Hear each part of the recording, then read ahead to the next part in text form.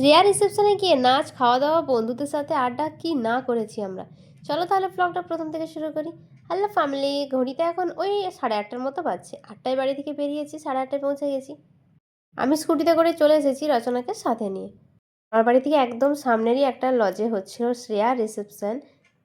তো আমি মোটামুটি এইরকমভাবে রেডি হয়ে গেছি। বীভৎস পরিমাণে গরম আজকে, বীভৎস, তাই একদম হালকা একটা শাড়ি পরে নিয়েছি আর টুকটাক একটু টাচআপ আর কি।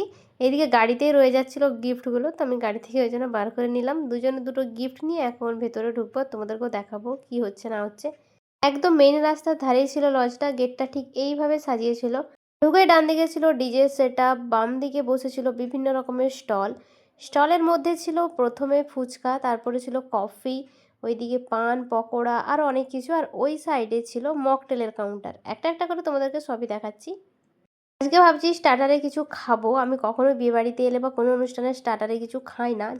আর ডিজের ওপরটা ঠিক এইভাবে ডেকোরেশন করেছিল। আমাকে এই ছাতা টাইপের ডেকোরেশনগুলো ভীষণ ভালো লাগে। ডিজে তো এখনও শুরু হয়নি, ডিজে চলছে কিন্তু নাচা গানার লোক নেই। তারপর এলাম শ্রেয়ার কাছে। টিউব ধরে ঘুরতে ইচ্ছে করছে না, এসে নিয়েই দেখছি যেহেতু লোকজন এখন একটু কম, ওদের ফটোশ্যুট চলছে। ওটা একটু দাঁড়িয়ে দাঁড়িয়ে দেখছিলাম। মাঝখানে ব্যাঘাত ঘটানোটা ঠিক না, একটু ফটোশ্যুটটা হয়ে যাক, তারপরে আমরা গিফটগুলো দেবো।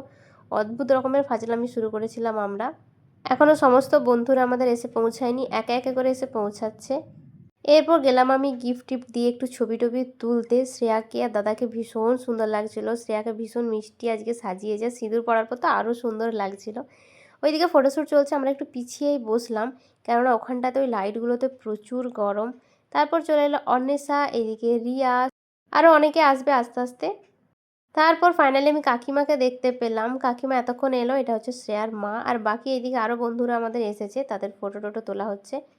সব মোমেন্টগুলো ক্লিক করতে পারিনি, বুঝতেই তো পারছো, বন্ধুদের সাথে আছি মানে ফাজলামিটা বেশি মারছিলাম। এদিকের সেলিব্রিটি শোভনের সাথে দেখা হয়েছিল, ওকে আজকে ক্যামেরাম্যানের দায়িত্ব দেওয়া হয়েছে। আমিও প্রচুর ফটো তুলে দিয়েছি আমার ফোনে, আর ও আজকে আমাদের তুলে দিয়েছে।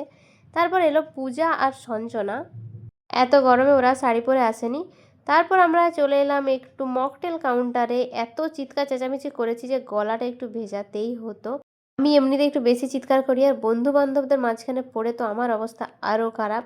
এই ভ্লগটা আমি আমার নতুন পেজে আপলোড করব। যাদের ভ্লগটা ভালো লাগবে অবশ্যই একটু শেয়ার করে দিও। তারপর ট্রাই করব ভাবছি চিকেন পকোড়া। আমি কখনো কোনো অনুষ্ঠানে এসে এইসব খাই না আগে, কিন্তু সবাই বললো তাই ভাবলাম একদিন খাওয়াই যাক। আমি এমনিতে একদম অল্প খাবার খাই, আর এইসব আগে খেয়ে নিলে আমি একটুও কিচ্ছু খাবার খেতে পারবো না। খোসের মতো গিলতে গিলতে আমরা আর কোথাও জল খুঁজে পাইনি, তাই আর বাধ্য হয়ে আবার মকটেল কাউন্টারে গেছিলাম। নিচের অবস্থাটা ছিল ঠিক এই রকম। এখন ঘড়িতে 10টার মতো বাজছে, একটু স্পেসটা কম ছিল। ডিজে স্টলগুলো বসেছিল তো সেই জন্য, তাই একটু ভিড় বেড়ে গেছিলো। এদিকে আমরা খেতে বসে পড়েছি। মেনুটা যাতে দেখার ইচ্ছে একটু পজ করে দেখে নিও।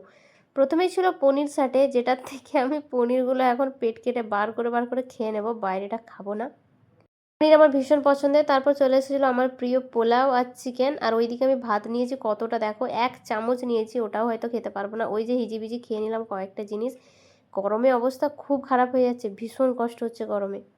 অল্প একটু খেয়ে নিয়েই চলে এসেছিলাম আবার পানের স্টলে। এদের পাল্লায় পড়ে আমি যে আজকে কী কী করবো জানি না। সবাই ওরা মিষ্টি পান খাচ্ছে, আর আমি কখনো এইসব খাই না, আগেই বললাম। তো আমিও ভাবছি আজকে খাবো। এমনি পান খাচ্ছিলাম, কিন্তু বদমাশগুলো আমাকে জোর করে পানটাকে ছাড়িয়ে নিয়ে বলছে ফায়ার পানটা একবার ট্রাই কর। তো আমি ভাবলাম করাই যাক। আগুন দিয়ে দিল ভাই আমার মুখের মধ্যে। কিন্তু আমি যতটা ভয় পাচ্ছিলাম একদমই ততটা না, হালকা একটু তাপ লাগলো, মোটামুটি ভালোই ছিল। বাড়ি যাওয়ার ঠিক আগে রচনা সঞ্জনা জেদ ধরলো নাচ করবে। আমি একদমই এখানে কমফোর্টেবল ছিলাম না নাচ টাচ করার জন্য গরমের মধ্যে, তাই করিনি। ওরা একটু তেড়িং বেড়িং নাচ বাজ করে নিল। এবার বাড়ি থেকে ফোন আসছে, বাড়ি যেতে হবে। এরপর বাইরেটায় বেরিয়ে যে কি শান্তি লাগছে, এত রাতের একটা শান্ত বাতাস পাওয়া যাচ্ছে। তো তাহলে আজকের ভ্লগ এখানে রাখি, কেমন লাগলো অবশ্যই জানিও, ভ্লগটা শেয়ার করে দিও। আজকের মতো আসি, টাটা।